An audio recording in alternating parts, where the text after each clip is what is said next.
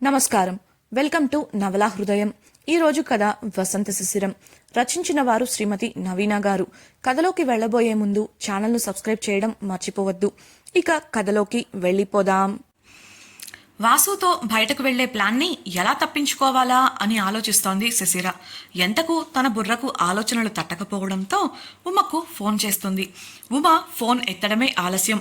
బ్యాక్గ్రౌండ్లో వినపడిన డ్రిల్లింగ్ సౌండ్కు అబ్బా ఏంటి ఆ శబ్దాలు విసుగ్గా అంటుంది శశిర.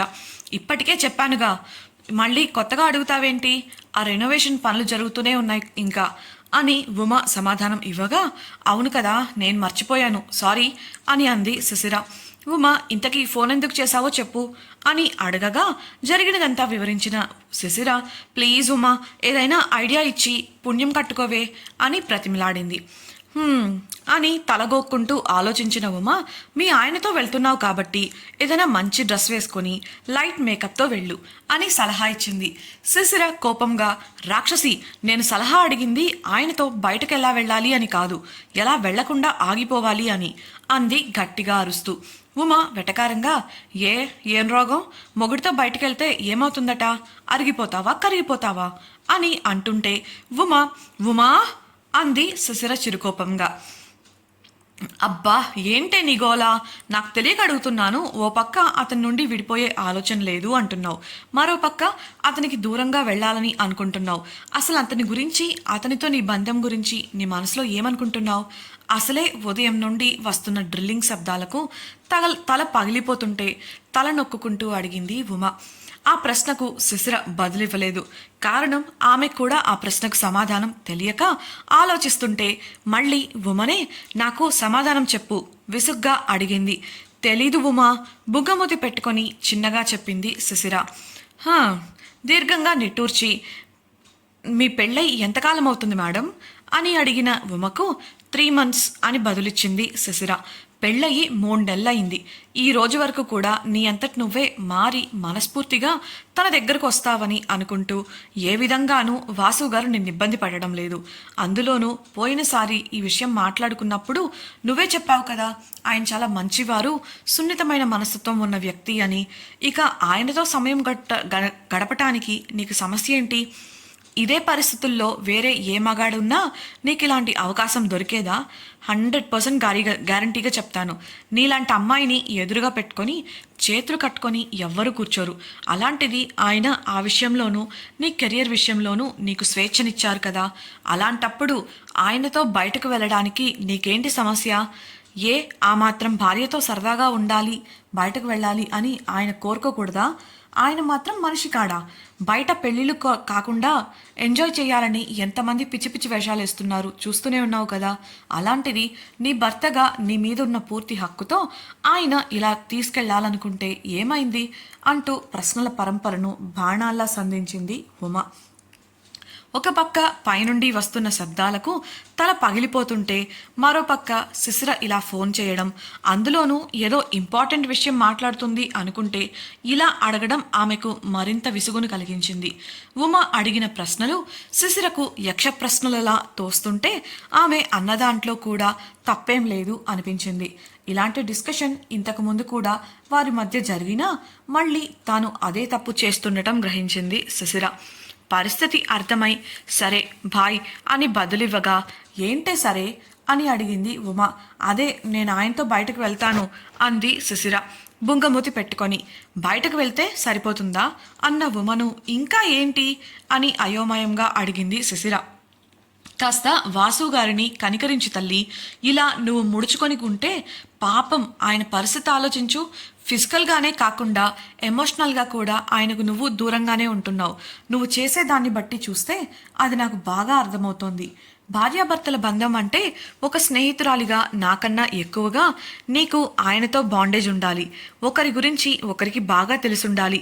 మీ మధ్య అలాంటి బంధానికి నువ్వు సహకరిస్తున్నావా? ఒకసారి ఆలోచించి మసలుకో శశిరా. ఈ బంధం నీ జీవితంలోకి అకస్మాత్తుగా వచ్చింది కాదన్ను. నీ భర్త కూడా అలానే కదా.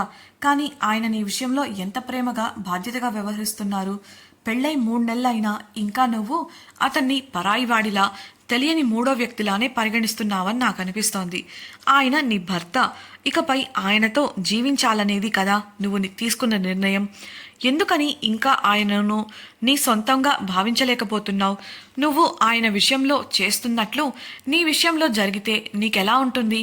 ఇప్పటికైనా మించిపోయింది లేదు. కాస్త కళ్ళు తెరిచి చూడు. ఆయన మనసును తెలుసుకొని మసలుకోవడానికి ప్రయత్నించు. ఆయన అలానే కదా నీ ఆశయాల విషయంలో నీకు స్వేచ్ఛనిచ్చారు. అర్థం చేసుకోవే. నీ సంతోషాలను గ్రహించి వాటిని నీకు అందించాలి అనుకుంటున్నారు. అలాంటప్పుడు అతనికి భార్యగా నువ్వు అలానే కదా ఆలోచించాలి అని ముగించింది ఉమ. మాట్లాడి అలుపొచ్చి. మాట్లాడడం అనడం కన్నా దీన్ని కడిగి పారేయడం అంటే చక్కగా ఉంటుందేమో. ఏదో వాసుతో బయటకు వెళ్లకుండా ఉండడానికి సలహా ఇస్తుందని శిశిర ఉమకు ఫోన్ చేసింది. కానీ ఉమ పీకిన క్లాస్కు అన్నీ సరైనవే అనిపించినా బుర్ర బాగా వేడెక్కిపోయింది శిశిరకు. నోరు విప్పుతూ, నువ్వు చెప్పిందంతా కరెక్టే ఉమా. ఆయన విషయంలో ఎందుకో నేనింకా ఆయన్ని ఓ అపరిచితుడిలానే భావిస్తున్నాను. కొన్నిసార్లు ఆయనే దగ్గరవ్వాలని ప్రయత్నించినా, కనీసం సరదాగా మాట్లాడాలని చూసినా కూడా నేను సహకరించలేకపోతున్నాను. ఇదంతా నా వల్లే అంటూ బాధపడింది శిశిర. ఆమె అలా బాధపడుతుందని అర్థం చేసుకున్న ఉమా, సారీ శిశిర, ఏదో తలనొప్పి వల్ల అలా నిన్ను అరిచేశాను. సాధారణంగా చెప్పి ఉంటే సరిపోయేది. ఈ రెనోవేషన్ పనులేంటో కానీ నా ప్రాణానికి ప్రశాంతత లేకుండా చేస్తున్నాయి. ఐఎమ్ రియలీ సారీనే అంది కంగారుగా. అందుకు శిశిర, అదేం లేదు ఉమా, నువ్వెందుకు సారీ చెప్తున్నావు? అయినా నువ్వు చెప్పిన దాంట్లో తప్పేం లేదు. ఏవేవో పిచ్చి ఆలోచనలతో అనవసరంగా నేనే వాసు గారిని చాలా ఇబ్బంది పెడుతూ వస్తున్నాను. కనీసం ఒక ఫ్రెండ్లా చూసి ఆయన్ను అర్థం చేసుకోవడానికి ప్రయత్నించాల్సింది. Anyway thanks Uma. భార్య అంటే ప్రస్తుతానికి వండి పెట్టి వడ్డించేస్తే చాలు నా బాధ్యత అయిపోతుంది అని అనుకుంటూ ఉన్నాను.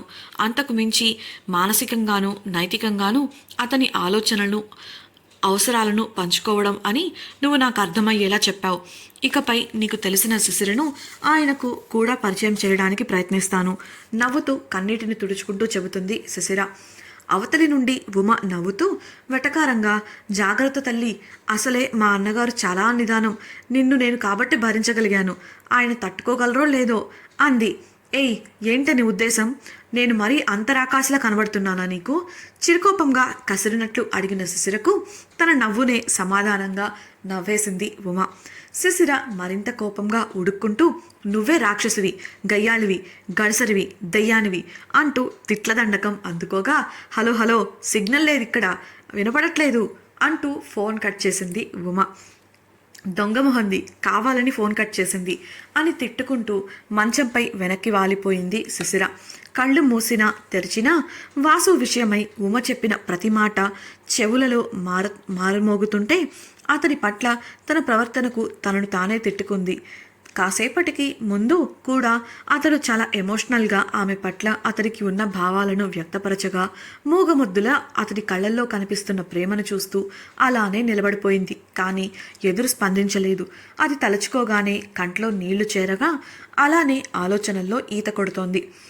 ఇదిలా ఉంటే ఫోన్ కట్ చేయగానే నవ్వుకుంటూ కిచెన్లోకి వెళ్ళిన ఉమ వస్తున్న విపరీతమైన శబ్దాలకు తల పగిలిపోతున్నట్లు అనిపిస్తుంటే ఒక పెద్ద కప్పు నిండా టీ పట్టుకొచ్చి డైనింగ్ టేబుల్పై సెటిల్ అయింది. గుక్క తర్వాత గుక్క వస్తున్న సువాసనను ఆస్వాదిస్తూ టీ తాగేసి కప్ తీసుకెళ్లి కడగడం కోసం ట్యాప్ తిప్పింది. కప్ను కడిగేసి షెల్ఫ్లో పెడుతూ ఏమర్పాటుగా కిటికీలోంచి బయటకు చూసిన ఆమెకు ఏదో తెలిసిన ఆకారం కదిలి వెళ్ళినట్లు అనిపించడంతో అనుమానంతో చూడడానికి బయటకు వెళ్ళింది. సరిగ్గా ఉమ తలుపు తెరుచుకొని బయటకు వచ్చేసరికి ఆ వ్యక్తి కారులో మెయిన్ రోడ్ వైపుగా వెళ్లడంతో వాళ్ళు ఎవరో చూడలేకపోయింది. బహుశా పైన రెనోవేషన్ పనులు చేయిస్తున్న కాంట్రాక్టర్ అయ్యుండొచ్చు అనుకుంటూ తలుపు వేసేసి తన గదికి వెళ్ళిపోయి హెడ్ ఫోన్స్ పెట్టుకొని పడుకుంది. సమయం 4 అవుతుండగా ఒడిలో ఉన్న ల్యాప్టాప్ తీసి పక్కకు పెట్టిన వాసు భారంగా ఒళ్ళు విరుచుకుంటూ లేచి నిలబడ్డాడు. శిశిరకు రెడీ అవ్వమని చెప్పడం కోసం వెళ్ళి ఆమె గది తలుపు తట్టాడు. అతడి ఆలోచనలతో తలమునకలైన శిశిర ఆ శబ్దానికి తేరుకొని కళ్ళు తుడుచుకొని తలుపు తెరిచింది. ఎదురుగా ఉన్న వాసును ఏంటన్నట్లు ఆమె చూస్తుంటే ఆమె ముఖాన్ని చూసిన వాసు ఎర్రగా మారిన ఆమె కళ్ళను చూసి కంగారు పడ్డాడు. వెంటనే ఆమె ముఖాన్ని చేతుల్లోకి తీసుకుంటూ, ఏమైంది శిశిర? ఎందుకు నీ కళ్ళు ఎర్రగా ఉన్నాయి? జ్వరమా ఏంటి? అంటూ కంగారుతో నుదురు చెంపలను తాకుతుంటే బిడియంగా అతని చేతులను తీసేస్తూ, లేదు వాసు గారు, నేను బాగానే ఉన్నాను, పెదాలపై బలవంతపు నవ్వును తెచ్చుకుంటూ చెప్పింది శిశిర.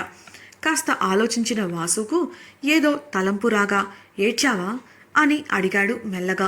ఆమె సమాధానం ఇవ్వకుండా మౌనంగా తలదించుకోగా ఆమె మౌనాన్ని అంగీకారంగా పరిగణించాడు వాసు. ఆమె దగ్గరకు జరుగుతూ, ఏమైంది? ఎవరైనా ఏమైనా అన్నారా? చెప్పు అని అడుగుతుంటే అతడి కళ్ళల్లో నుండి ఆమెపై కురుస్తున్న ప్రేమ వానకు తాళలేక వర్షించేందుకు సిద్ధమవుతున్న తన కన్నీటిని ఆనకట్ట వేసి బలవంతంగా ఆపేసేందుకు ప్రయత్నించింది శిశిర.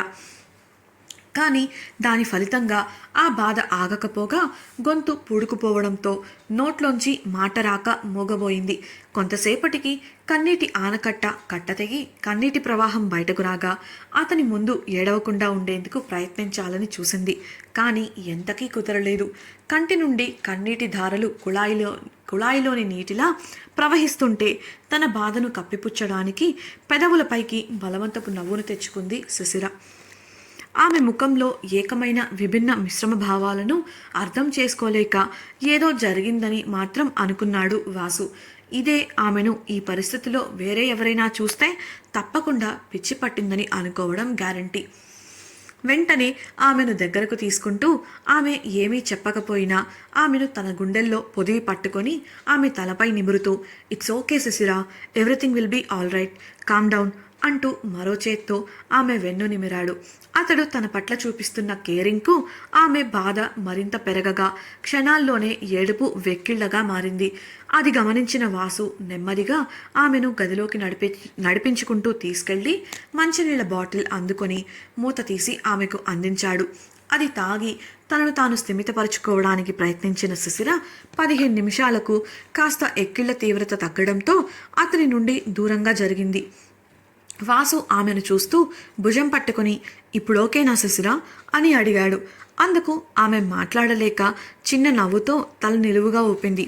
దాంతో కాస్త రిలీఫ్గా ఫీల్ అయి, అంతా బాగానే ఉందా? ఏదైనా సమస్య అని అడగగా, లేదు, అంతా బాగానే ఉంది, ఇంకా ఎక్కిళ్లతోనే చెప్పింది ఆమె.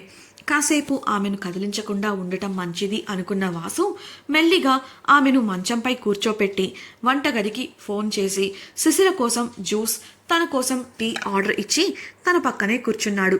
20 నిమిషాల తర్వాత పని మనిషి ట్రే తీసుకుని లోపలికి రాగా జ్యూస్ శిశిర చేతికి అందించి తాగమని చెప్పాడు.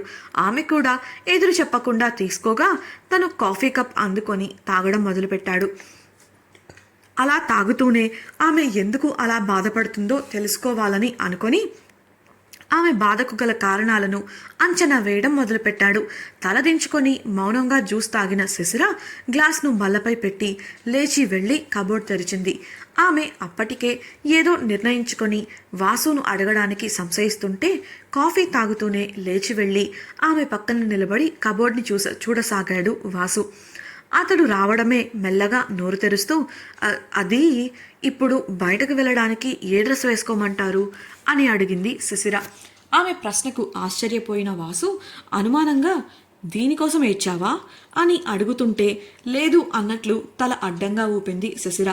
దాంతో అతడు ఇంకా ఆశ్చర్యంగా, మరెందుకు ఏడ్చావు అని అడగగా చెప్పలేక ఏమీ లేదన్నట్లు తల అడ్డంగా ఊపింది శిశిర. ఆమెకు చెప్పడం ఇష్టం లేదని అర్థం చేసుకున్న వాసు మళ్ళీ ఆమెను దాని గురించి అడగలేదు. దాంతో నీ ఇష్టం, నీకు నచ్చింది వేసుకో, అయినా ఇప్పుడు నీ మూడ్ బాలేదు కదా, వద్దులే అని పక్కకు వెళ్ళబోతుంటే వెంటనే అతని చొక్కా పట్టుకొని తలదించుకొని నిలబడింది శిశిర. అతడు ఆమెను వింతగా చూస్తుంటే, ప్లీజ్ చెప్పండి, లాస్ట్ టైం చెప్పారు కదా అని మెల్లిగా అంది. ఆమె అలా వింతగా ప్రవర్తించడం వాసుకు ఆశ్చర్యంగాను ఆసక్తిగాను అనిపిస్తుంటే అనుమానంగా చూస్తూనే చిన్నగా నవ్వుతూ ఆమె కబోర్డ్ నుండి బ్లాక్ జీన్, ఎల్లో టీషర్ట్ తీసి ఆమె చేతికి ఇచ్చాడు. ఆమె సరే అన్నట్లు కబోర్డ్ మోస్తుంటే కాఫీ కప్ పక్కన పెట్టేసి ఆమెను తన దగ్గరగా లాక్కుంటూ, అమ్మ ఏమైనా అన్నారా అని అడిగాడు వాసు లాలనగా. ఆమె లేదు అన్నట్లు తల అడ్డంగా ఊపుతుంటే, మరింకేంటి నీ సమస్య? ఎందుకిలా కళ్ళు వాచిపోయి ఎర్రగా అయ్యేలా ఏడ్చావు? ఆమె కళ్ళల్లోకి సూటిగా ప్రేమగా చూస్తూ అడిగాడు వాసు. ఆమె మౌనంగా అలానే చూస్తూ ఉండిపోగా, చెప్పు, ఏమీ జరగకుండా ఇలా నువ్వేడవవు కదా అని వాసు అంటుంటే ఆమె కళ్ళల్లో మళ్ళీ నీళ్లు చేరాయి. మధ్యాహ్నం 3 అవుతుండగా కాస్త మత్తు వదిలి మెల్లిగా ఇంకా మూసుకుపోతున్న కళ్ళను బలవంతంగా తెరిచింది ఉష. ఒళ్లంతా పట్టేసి తలంతా భారంగా అనిపించడంతో తన అలవాటు ప్రకారం కాఫీ అంటూ అరిచింది. అలానే బద్ధకంగా మంచంపై నుండి లేచి కూర్చున్న ఆమె భయంతో పెద్దగా అరిచింది. ఆమె అరుపుకు ఉలిక్కిపడి కంగారుగా అక్కడకు వచ్చిన వ్యక్తి ఆమెను అరవడంతో భయంగా చుట్టూ చూసింది. ఇంతకీ ఉష ఎక్కడుంది? ఆమె తన పరిసరాలను చూసి ఎందుకు భయపడుతుంది? అక్కడకు వచ్చిన వ్యక్తి ఎవరు? వాసు అడిగిన ప్రశ్నకు శిశిర తన మనసులోని బాధను అతడికి చెప్తుందా? ఈ సంఘటనతో శిశిరలో మార్పు రాబోతోందా? అది ఎటువైపు దారి తీస్తోంది? ఉమా చూసిన ఆ వ్యక్తి ఎవరు? అతడి వల్ల వారు ఏదైనా ప్రమాదాన్ని ఎదుర్కోబోతున్నారా? తెలుసుకోవాలనుకుంటున్నారా? అయితే ఛానల్ను సబ్స్క్రైబ్ చేసి వసంత శిశిరం రాబోయే ఎపిసోడ్స్ని తప్పకుండా వినేయండి. మీకు ఈ వీడియో నచ్చినట్లయితే లైక్ చేసి మీ సన్నిహితులతో పంచుకోండి. మీ అభిప్రాయాలను మాతో షేర్ చేసుకోవడం కోసం తప్పకుండా కమెంట్ సెక్షన్లో తెలియజేయగలరు. ఇట్లు మీ నవలా హృదయం team. Thank you for listening.